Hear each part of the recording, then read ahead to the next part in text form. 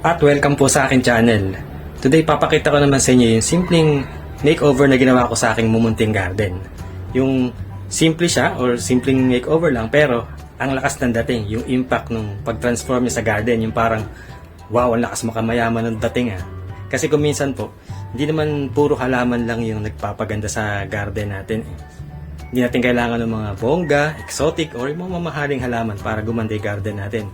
Minsan, may mga bagay na makakapagpaganda doon bukod sa mga halaman. Pwede yun yung mga, halimbawa, mga bato, graba, kahoy, or anything na bukod sa halaman. May mga garden pa nga na kung minsan, mas marami pa yung mga elements na hindi halaman. Pero yung talagang nai-impress tayo or talagang gandang-ganda tayo. Parang yung mga Japanese na garden, halimbawa, di ba? Or yung mga minimalist na garden, di ba? Simple lang sila pero gandang-ganda tayo. So, parang ganun yung gagawin natin. Yung simpleng effort lang, hindi masyadong matrabaho din pero napakalaki naman ng effect niya at pinagbago ng garden natin. So tara, wag natin patagalin pa. At sigurado, gaganda rin yung garden nyo pag sinubukan nyo to at ma-elevate talaga yung ganda ng inyong garden, literally and figuratively. Wow! At tara, tingnan muna natin yung garden bago matambakan. Ang aking napakagandang tiles na flooring matatakpan na din, so sad. Ayan, pangalawang tambak na to. Hindi kinakaya yung tubig pag malakas ang ulan. Yung tubig kagabi hanggang dito maabot dyan, yan sa ilalim niya, pakataas. So yun, hindi pa rin kinakaya yung tubig kasi nagtambak dito sa garahe. Ayan, tinambakan yung garahe kaya nakaiwanan na tong garden. So ganun din, lumulubog din siya.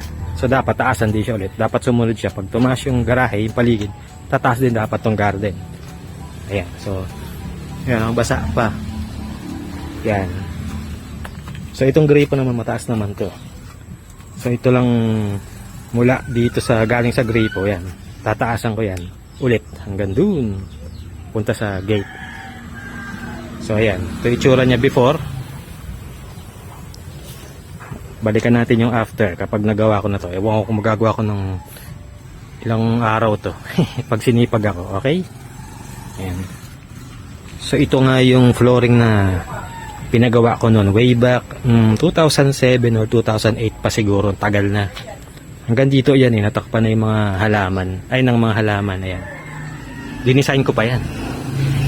Ayan may paganon pa, tapos pa diamond pattern pa yung papunta doon. May paganon tayo noon pa.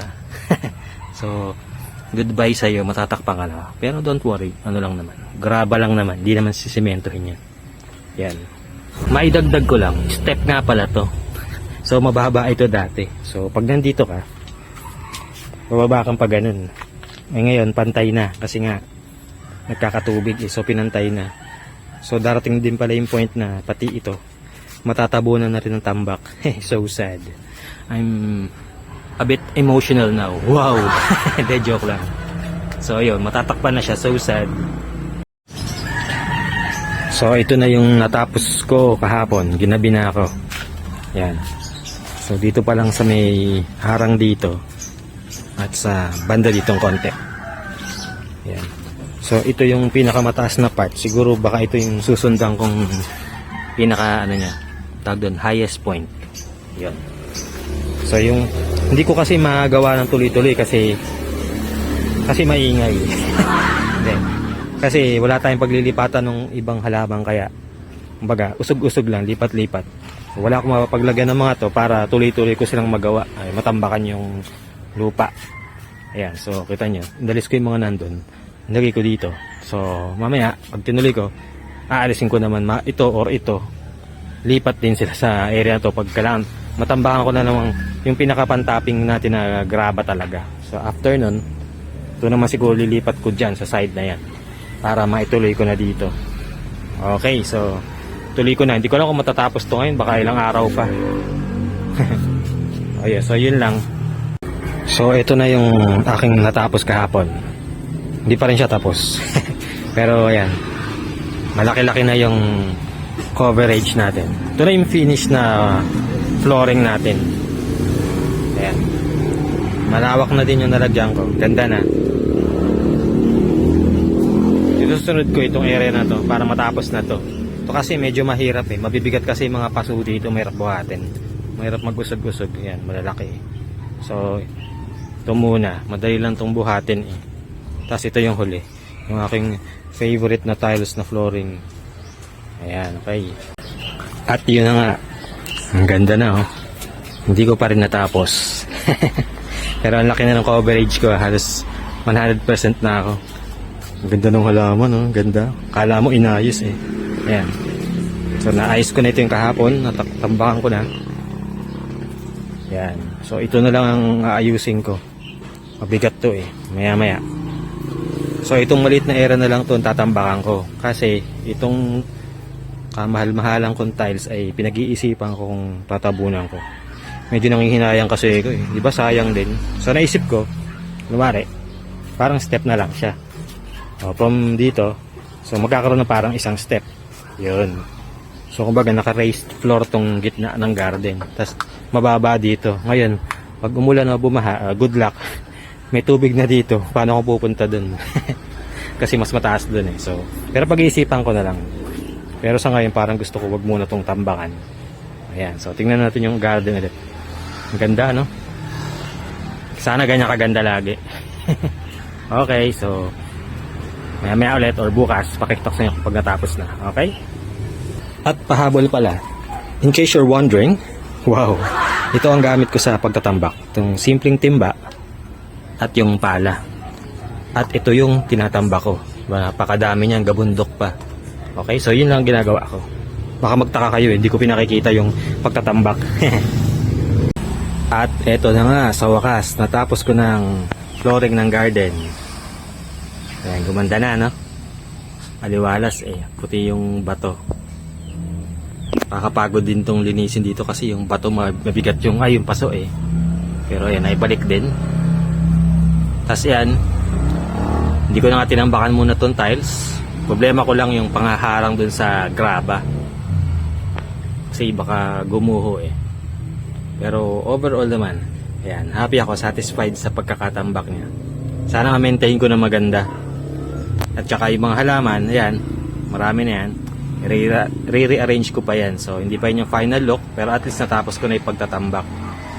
So pag binalik sa pwesto yung mga halaman na yan, sana hindi matakpan yung mga graba. Kasi hahanapan ko sila ng pwesto eh.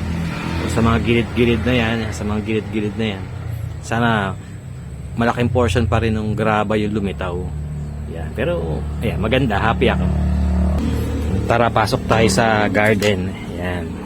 So, bali nagkaroon tayo ng step nga dito kasi hindi ko tinakpan tong tile, sayang naman. So, meron tayong isang step dito. Yun, no? Yun. So, tara, ating malasin ng flooring ng garden. Ang ganda, no? Ganda ng mga halaman eh. Kahit parang hindi ko masyado naalagaan eh. Fresh na fresh, eh. Sana all fresh. Ayan. Ang gaganda ng mga dahon. Masisigla na kasi halos lagi nang umuulan tuwing hapon o gabi dito eh. Napit na naman tag-ulan. Ayan. Ito yung huli kong ginawa. Kahapon, kagabi, napakabigat niyang paso na yan. Nagpatulong pa ako sa kuya ko. Ayan. So natakpan na yung likod. Yan. Medyo pangit na yung batong nilagay natin kasi mga likod naman yan. Hindi naman makikita. Tapos dun pala sa, ayun sa banda dun, medyo palubog na ganun yung tatambakan ko pala yun. Kaya sa ibang araw na lang siguro. Tapos nung umulan nga kagabi pala, nakakatawa yung tubig dito eh. Medyo mataas siguro, mga 2 inches siguro yun. Na-stuck dyan. Pero natuyo rin naman agad. So ganun ang mangyayari dyan. Pag may tubig dyan, pupunta ka dito sa garden, sa gitna. Malulubog ka dun sa tubig. So sa bagay, di naman ako pupunta dun kung umuulan. Di ako pupunta dito sa garden. Ayun lang. So yan. Ang ganda na ng aking garden. Ganda ng graba. So magre-rearrange na lang ako ng mga halaman dito. Hindi ko alam kung kailan. Tapos ang naisip ko lang dyan, konting problema. So before, mataas itong pwesto na to. Meron dyang ano eh, hollow block na plant box. Eh pumantay na yung graba. So naging pantay na sa floor tong mga halaman na to, mga potos ko. Kaya ako pinatong niya sa plant box kasi nga mas maganda naka-raise sila, ay mataas ang pwesto. Kasi gusto ng mga potos yung medyo mataas na pwesto.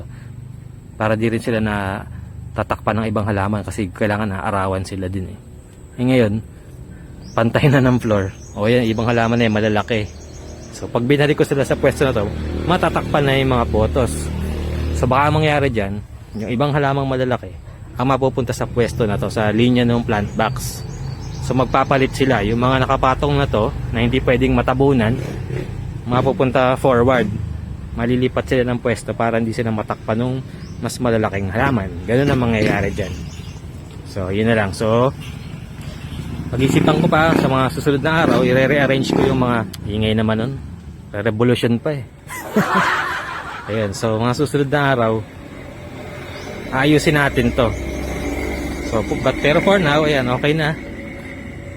Happy naman ako dahil natapos ko na yung pagtatambak. Ayan. So, ayan, tignan ulit natin yung ating garden. Ang ganda. Okay.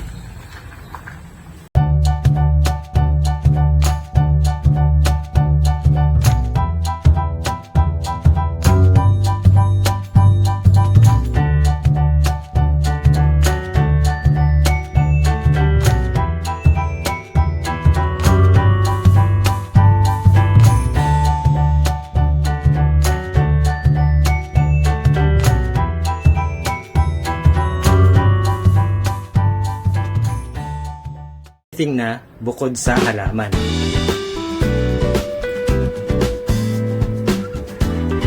Or yung mga minimalist na minimalist na garden. At testing muna natin. At pinagbago ng garden. At testing muna tayo ulit.